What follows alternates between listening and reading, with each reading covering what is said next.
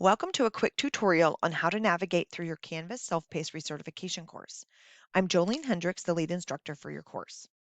Once you've logged into Canvas, you can find your course by going to the left menu and clicking on Courses. Then select the course that you're enrolled in. This will bring you to the main page. To begin, click Start Course Modules. The first assignment is the Canvas tutorial, and you can see that it is bolded. Click on the title to go to that assignment.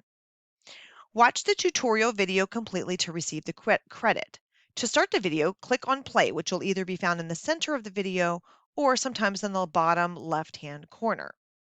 Watch the tutorial video completely to receive your credit.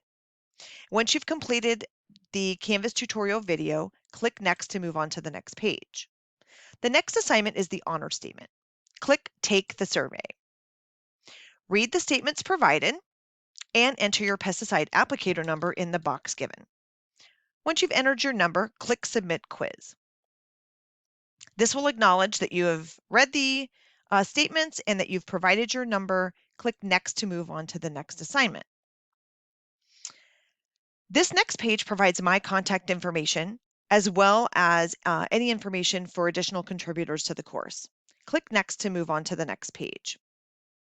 The course overview lists the requirements for completing the course and includes a video about the course. Remember, all videos must be watched in their entirety to receive credit for the assignment. Once you've completed watching the video, click Next to go to the next page. This next assignment is a pre-quiz. You do not need to meet a minimum score on the pre-quiz, but you do need to answer all of the questions. This is just for the instructor's evaluation on student knowledge before they go through the course. To move through the quiz, read the question, click on the answer choice that you would like to submit, and then scroll down to the next question. And you can scroll using your mouse, or you can use the slider to the right of the page. Once you have finished the quiz, click the red arrow to see if there are additional questions. If not, you'll receive this acknowledgement statement. Once you see the acknowledgement statement, click Next to move to the next page.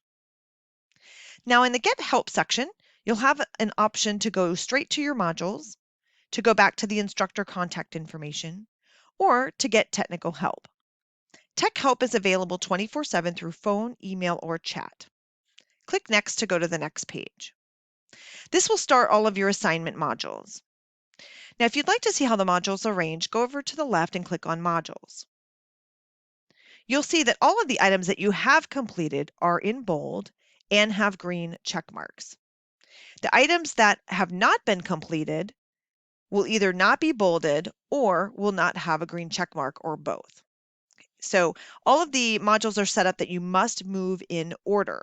So you will not be able to skip ahead. Also note that each quiz is going to have a required score. Some will require you to answer 100% and some do not. In either case, if you answer a question incorrectly, it will display which question you did not answer correctly, and it will show you the correct answer.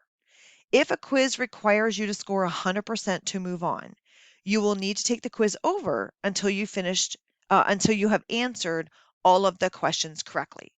The only two quizzes that don't require you to answer correctly are the pre-quiz and the post-quiz. All of the other quizzes will have a required score that you must meet in order to move on. Now, if you go all the way to the end of the modules, which you won't be able to do until you've finished all your assignments, you'll have the post-quiz that you will take. And again, you don't have to score a minimum score on this, but you must answer all the questions. Then you'll also have a course evaluation.